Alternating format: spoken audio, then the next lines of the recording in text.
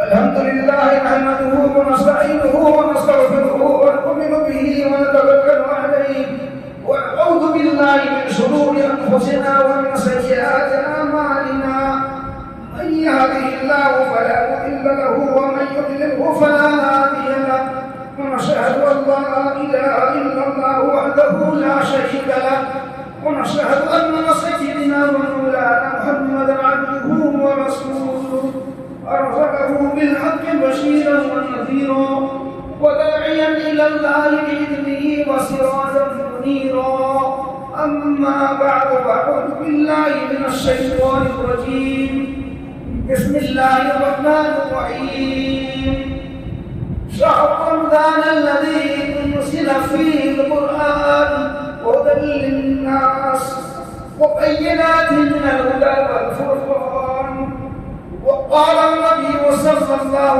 عليه وسلم بني الإسلام على خمس شهادة أن لا إله إلا الله وأن محمدا عبده ورسوله وإقام الصلاة وإيتاء الزكاة والحج وصوم رمضان كما قال عليه الصلاة والسلام. محترم بزرگ دوستو، اللہ رب العالمین کا بہت بڑا احسان اور کرم ہوا رمضان المبارک کی تیسری جمعہ ہم سب کو پڑھنے کی توفیق عطا فرمائی.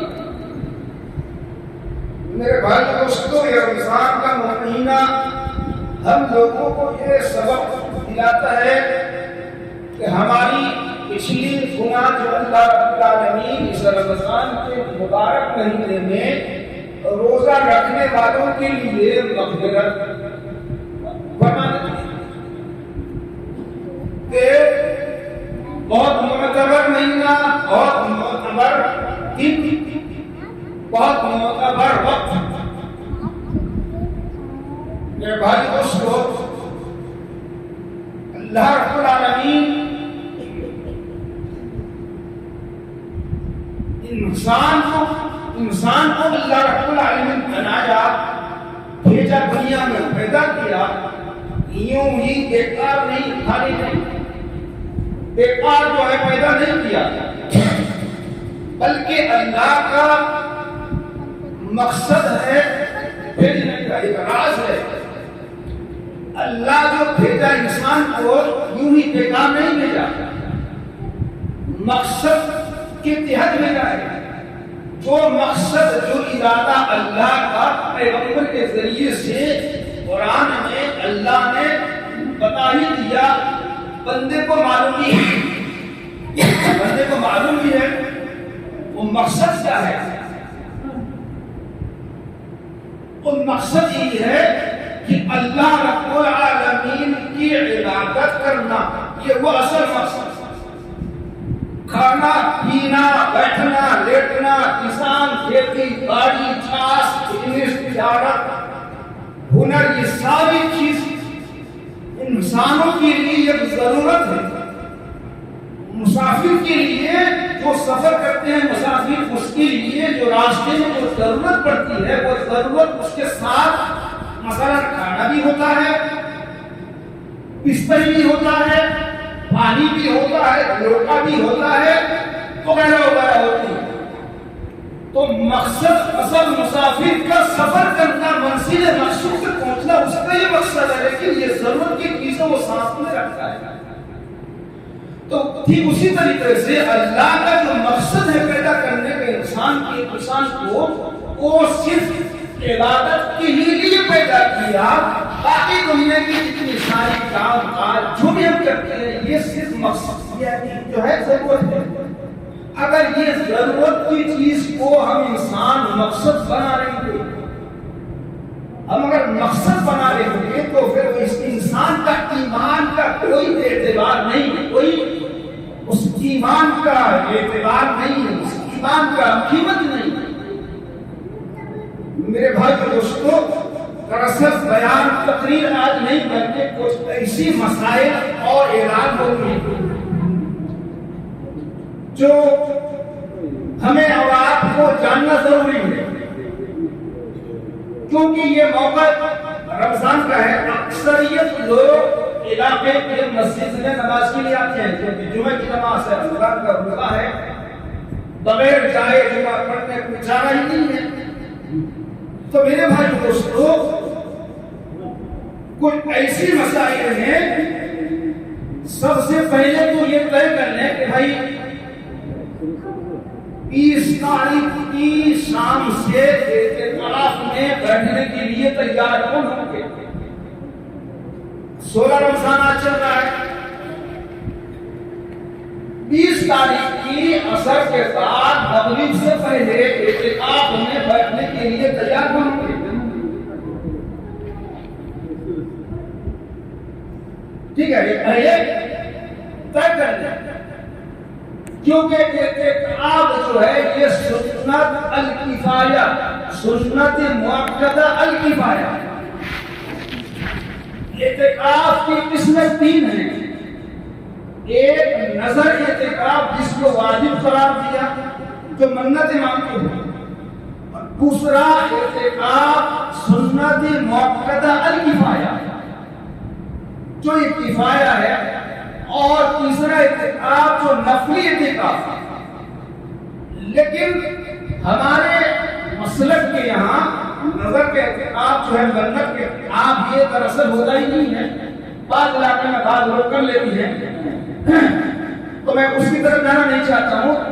اور نفلی اعتکاف جو ہے رمضان کے 27 تاریخ سے رہ سکے، 3 دن کا اعتکاف کی ہے وہ رہ سکتا ہو، لیکن جو آخری عشرات 10 دن کا اعتکاف یہ سنت مؤکدہ الکفایہ، اگر کوئی اس اعتکاف بستی کے لوگ کسی کو رکھ کر نہ کریں گے تو پورے گاؤں والے اس کے ذمہ دار گناہگار بنیں گے، اور اگر ایک آدمی بستی کی طرف سے متعینہ کر دیں گے تو پورے گاؤں والے کی طرف سے ثابت ہو جائے گا اور ثواب پوری بستی والے کو ملے گا، گناہ نہیں ہوگا۔ اس لیے یہ سنت کفایہ اعتکاف ہے۔ اگر ایک آدمی اعتکاف کر لے پورے بستی کے ذمہ داروں سے خالی نہ کرے تو پوری بستی میں اس طریقے سے نماز جنازہ اگر 2-4 آدمی مل کر پڑھتے تو پوری بستی والے کی طرف سے یہ کفایہ جنازہ ہے ہو جائے گا، اگر کوئی نہ پڑھے تو پوری بستی والے کو نہ پڑھے۔ ٹھیک اسی طریقے سے سنت مؤکدہ الکفایہ کے اعتکاف ہے، وہ رہیں گے اس کے لیے تیاری کریں، اعتکاف میں وہ رہیں گے اس کے لیے تیاری کریں۔ تو میرے بھائی دوستو، اعتکاف کے مسائل صرف وہی ہے، مسجد کے اندر میں اس کو رہنا ہے، مسجد کے اندر ضرورتاً پیشاب خانہ پانی وغیرہ کا ضرورت ہوگا تو مسجد سے نکل کر باہر جہاں wash room, bath room, latrine وضو خانہ وہاں جا سکتے ہیں ضرورت کے۔ اس کے علاوہ مسجد چھوڑ کر اگر باہر صحن میں اگر خلا میں اگر بیٹھا رہے بے وجہ تو اعتکاف اس سے فاسد ہو جائے گا۔ اسی طریقے سے اگر ہاتھ دھونے کی ضرورت پڑے جو معتکف ہوں گے، معتکف اسے کہتے ہیں جو اعتکاف میں بیٹھنے والے ہوں، ہاتھ دھونے کی ضرورت ہوگی کھانے کے لیے، کھانے کے بعد ہاتھ دھونے کی ضرورت ہوگی۔ مسائل یہ بتاتا ہے کہ ہاتھ کسی برتن میں کسی مسجد میں رہ کر دھو لیں اور جاننا کہ اسے پانی کو پھینک دیں، کسی کو کہتے پھینکنے کے لیے، ایسا نہیں کہ کھانے کے وقت کو ہاتھ دھونا، کھانے کے بعد ہاتھ دھونے کے لیے پانی باہر لانے جانا، یہ بھی اعتکاف کے خلاف ہے۔ اسی لیے اعتکاف والوں کے لیے بہت ضروری ہدایت یہ ہے کہ وہ پورے طریقے پر اعتکاف کریں گے تو یہ سنت الکفایہ ادا ہوگا، ورنہ اعتکاف فاسد ہو جائے گا تو پھر پوری بستی والے کو اس کا ذمہ پڑے گا۔ تو بھائی اعتکاف میں کون رہیں گے سلیکٹ کر لیجیے پہلے۔ باقی مسائل جو اعتکاف میں رہنے والے وہ باقی مسائل امام سے پوچھ لیں جو ضرورت ہو۔ ایک بات بتا دوں، اللہ نہ کرے کسی بستی میں رشتہ داروں میں سے میت ہو جائے تو وہ میت میں جنازے میں بھی معتکف یعنی اعتکاف والا جا نہیں سکتا، اگر جائے گا تو اعتکاف ٹوٹ جائے گا۔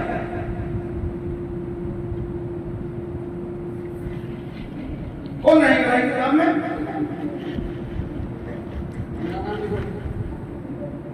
ٹھیک ہے الحمدللہ. اللہ رب المعبود بھائی باقی مسائل اعتقاد کا جو ضرورت پڑے گا وہ امام صاحب سے پوچھ لیں. دوسری بات فطرہ اور صدقہ اور زکات یہ تو ہر سال رمضان میں سنایا جاتا ہے معلوم بھی ہے. تو فطرہ ہر شخص کے لیے واجب ہے. زکات اس مالدار کے لیے واجب ہے جو صاحب نصاب ہو. صاحب نصاب ہو. 52 تولہ چاندی کی قیمت جتنی ہوگی اتنی مطابق پیسہ جمع یا مال یا بزنس کا جمع ہوا پیسہ ہوگا تو اس کے اوپر زکات واجب ہے. 52 تولہ چاندی کا قیمت موجودہ بازار میں 1000 روپے کی قیمت ہوگا 1 تولہ کا روپے کا. تو 52 تولہ چاندی کا قیمت جتنا ہوگا سمجھ لیجیے اس کے اوپر زکات. بس زکات کا مسئلہ تو معلوم ہے آپ لوگوں کو. سنتے ہیں بار رمضان میں یہ زکات اس کو دینا پڑے گا واجب ہے دینا پڑے گا. پر فطرہ جو ہے بعض لوگ یہ سوال کرتے ہیں کہ بھائی ماں کے پیٹ میں بچہ آیا ہوا ہے اس کی فطرہ دینا پڑے گا؟ نہیں اس کی فطرہ نہیں. اگر عید سے پہلے بچہ پیدا ہو گیا تو اس کا فطرہ دینا پڑے گا. پیدا نہیں ہوا یا عید کے بعد پیدا ہوا تو فطرہ نہیں. سمجھ میں آیا مسئلہ؟ تو فطرہ اس پر واجب ہے. فطرہ ادا کرنا پڑے گا. فطرہ کا ریٹ 70 روپیہ کیا. اگر کوئی چاول دینا چاہے تو 70 روپے کی حساب سے کتنا چاول ہوگا آپ اندازہ لگا کر دے دیں گے. قیمت لگا کر دے دیں گے. ٹھیک ہے نا؟ قیمت لگا کر دے دیں گے. اب وہ کے بعد کھول کے رکھو گا. دروازہ کیوں بند کرا ہوا؟ ہر جمعہ میں دیکھ رہا ہوں کہ جمعہ کے وقت تینوں دروازہ کھلا رہے گا لیکن دروازہ ہی بند ہے. یہ مسائل کے مسجد کا ادا کے خلاف ہے. ہاں نماز پڑھتا ہو پڑھنے دو ہم تو اندر ہیں. یوں ہی نماز پہلے سب میں ہم نکل کے جا رہے ہیں کسی سمے لوگ نماز پڑھے ہم اس کو نہ مان کر چلے جاتے ہیں. تو مسجد کے باہر وہ نماز پڑھ رہا ہے تو ہم اندر آنا جانا کے اس سے کیا فرق پڑتا ہے؟ جمعہ کے وقت دروازہ کھلا رکھے نا نماز پڑھنے دو اس میں کیا تکلیف ہے؟ تو 70 روپیہ کے ہاں ریشن کارڈ کا چاول کا کوئی اعتبار نہیں. یہ فکر نہیں شمار نہیں ہے. اپنے گھر میں بھی چاول 70 روپے کی حساب سے جتنا ہوگا آپ کو دینا پڑے گا. ٹھیک ہے. اور رہی دوسری بات میں کہنا چاہوں گا کہ مسائل کی باتیں ہو رہی ہے. مسائل کی باتیں ہو رہی ہے. میری علم کے اندر جو بھی چیز آیا ہوا ہے اس کو لوگوں کے سامنے بلغوا انی ولو آیا کی تحت سمجھانا چاہیے. رکھیں گے تو گناہگار کو یہ امام بھی بنے گا. کیوں نہ بولنے پر؟ اللہ کے نبی صلی اللہ علیہ وسلم نے اماموں کو اتھارٹی دیا پاورفل دیا منبر رسول پر بیٹھ کر حقیقت مسئلہ بتانے کی حقیقت بات کرنے کی. مسئلہ یہ ہے کہ بعض لوگ معذور سمجھتے ہیں. معذور کا مطلب کیا یہ ہم کو معلوم نہیں. معذور کسے کہتے ہیں یہ ہم کو پتہ نہیں. ہر چیز میں تکلیف کشٹ ہے کہ نہیں ہے؟ ہر کام میں تکلیف ہے. کشٹ کرنا ہی تو پڑے گا نا.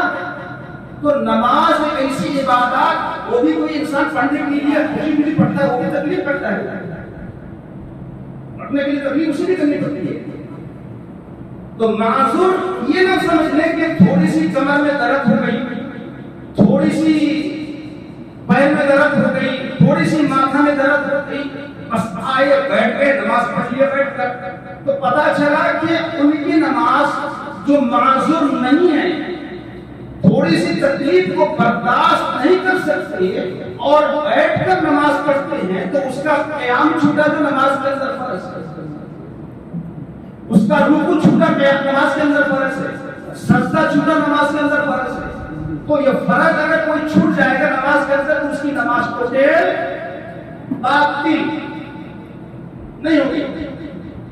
ہاں مسائل کے اندر یہ بتایا کہ اگر آپ کو ایک رکعت کھڑے ہو کر پڑھنے کی قوت ہے، اگر ایک رکعت کے لیے میں کھڑا ہو گیا لیکن تکلیف ہو رہی ہے، مجھے بیٹھنا پڑے گا، دوسری رکعت میں آپ بیٹھ جائیں، یہ اجازت شریعت دیتا ہے، اصلاح دیتا ہے. کھڑے ہونے کی طاقت ہے تو پھر بیٹھ کر نماز پڑھنا نماز باطل، کیونکہ اس میں رکوع قیام سجدہ چھوٹ جاتا ہے جو فرض ہے، نماز نہیں ہوگی. اب رہی بات کرسی، اگر مسجد میں کرسیوں کا ڈھیر لگ جائے، اگر سبھی کو معذور سمجھا جائے تو پھر مسجد کی مصلی کی جگہ پورے کرسی ہونا شروع ہو جائے گا. کرسی میں نماز پڑھنا ہمارے علماء کرام کے نزدیک فتاوی رحیمیہ، فتاوی ترمذی، اس طریقے سے فتاوی ہدایہ کے اندر بعض کتابوں میں اندر آیا ہے. مولانا شریف اللہ خان مدد اللہ علیہ فرماتے ہیں کہ کرسی میں نماز پڑھنا اور نہ پڑھنا اس کی دلیل چاہیے. اس کی وجوہات تین ہیں، تین وجوہات ہیں. ایک تو کرسی میں نماز پڑھنے کے لیے ہمیں کون سے عذر ہے دیکھنا پڑے گا. عذر شرعی و معقول ہے یا کہ شرعی معقول نہیں ہے. اگر شرعی معقول ہے تو ہمیں اجازت اس وقت دیا کہ کرسی میں نماز پڑھے، لیکن شرعی معقول نہیں ہے تو اس کے لیے اس میں تخفیف نہیں ہے، وہ کرسی میں نماز نہیں پڑھ سکتا کیونکہ نماز نہیں ہوگی. دوسری وجہ، کرسی کے اندر ایک ایسی چیز پائی جاتی ہے جو تکبرانہ اور دکھاوا پائی جاتی ہے. مثال کے طور پر آپ کسی استاد کے سامنے کرسی پر بیٹھیں گے، کسی بادشاہ کے سامنے کرسی پر بیٹھیں گے تو یہ ادب کے خلاف ہے. تو ایک پروردگار عالم کے سامنے میں سجدہ سجود ہونے جا رہا ہوں تو میں کرسی پر بیٹھنے پر ہمیں عار یہ تخفیف نہیں دیتا، بلکہ شان اللہ کے اس شان کے خلاف ہے، اللہ کے اس شان کے خلاف ہے. کیونکہ ادب اور لحاظ نماز میں اہتمام اتنا ہونا چاہیے کہ میں اللہ پوری کائنات کا بادشاہ کے سامنے میں کھڑا ہو جاتا ہوں. تو میرے بھائی دوستو، اب یہ معذور کس کو کہتے ہیں؟ معذور کا مطلب وہ ہے، مثال کے طور پر کسی کے ہاتھ کی ہڈی ٹوٹ گئی یا کٹ گئی اور وہاں زخم پہ پٹی بنا ہوا ہو، پھر خون اس کے باہر پھوٹنا شروع ہو جائے. اب وضو کرے تو پریشانی پانی لگ جائے اور خون بہہ کر نکل جا رہا ہے، خون بہنے سے وضو ٹوٹ جائے گا، کیا کریں گے؟ تو اس پٹی پر خون آ جاتا ہو، بھیگا ہاتھ پھرا کر پٹی کے اوپر ہاتھ کو ادھر ادھر سے دھو کر بھیگا ہاتھ پھرا دے تو یہ مسح ہو جائے گا. اس طریقے سے نماز پڑھے چاہے خون بہتا ہو پھر اس کی نماز ہو جائے گی. اگر کھول دیا پٹی کو تو پھر وہ دوبارہ اس کو وضو کرنا پڑے گا. مسئلہ سمجھیے. تو اسے کہتے ہیں معذور. حساب کا خطرہ ہمیشہ آتا ہو، کہا گیا نماز چھوڑو مت، حساب کرنے کے بعد وضو کر لو، کپڑا چینج کر کے پھر نماز پڑھو. نماز پڑھنے کے بعد جب پھر حساب کا خطرہ آئے تو تمہاری نماز ہو جائے گی، لیکن پھر دوبارہ نماز پڑھو گے تو وضو کرنا پڑے گا یا آپ کو بدلنا پڑے گا. یہ ہے معذور. اور معذور کسے کہتے ہیں؟ معذور اسے کہتے ہیں جو بالکل شرعی معقول یعنی کہ شریعت کی تحت نظر سے دیکھا جائے کہ وہ آدمی نماز جسمانی صحت کے اعتبار سے بھی وہ معذور ہے اور عبادت کے تحت سے بھی وہ معذور ہے. تو پھر اس کو کس طریقے سے آسان ہو نماز پڑھے؟ پہلے آج سے 30 سال پہلے سمجھ لیجیے جب کرسی نہیں آنا تھا تو اس وقت بھی تو لوگ معذور ہوتے تھے تو کیا نماز پڑھتے تھے؟ کرسی تو نہیں تھا، کرسی تو اسی سے نہیں آیا. تو اسی لیے فرمایا علماء ہماری کتابوں کے اندر لکھا ہوا ہے کہ کرسی کے اوپر نماز وہ شخص پڑھ سکتا ہے، اجازت ہے جو زمین پر بیٹھ جائے تو اٹھ نہ سکے، جو اٹھ جائے تو زمین پر بیٹھ نہ سکے. سن لیجیے، جو زمین پر بیٹھ جائے تو وہ اٹھ نہ سکے، دوسرے کے سہارے کے بغیر وہ اٹھ نہ سکے، اور کھڑا ہو جائے تو پھر وہ دوسرے کے سہارے سے بیٹھ نہ سکے. ایسے کو معذور کہتے ہیں. تو وہ کرسی میں نماز پڑھ سکتا ہے، اس کے لیے علماء کرام نے اجازت دی ہے.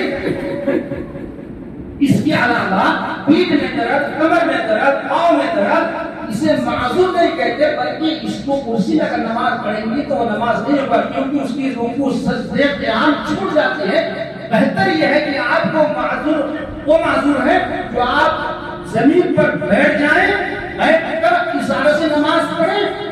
سجدہ کر سکتے ہو تو کریں گے، لیکن اشارے سے کریں. بہتر ہے کہ زمین پر بیٹھ کر نماز پڑھیں. یہ نماز ہے کیونکہ زمین سے آپ کو ٹچ کیا جا رہا ہے نماز کے دوران، پھر نماز آپ کی ہوگی. سو جائیں، اگر بیٹھنے کی بھی طاقت نہیں ہے تو سو کر اشارے سے نماز پڑھیں، آپ کی نماز ہو جائے گی.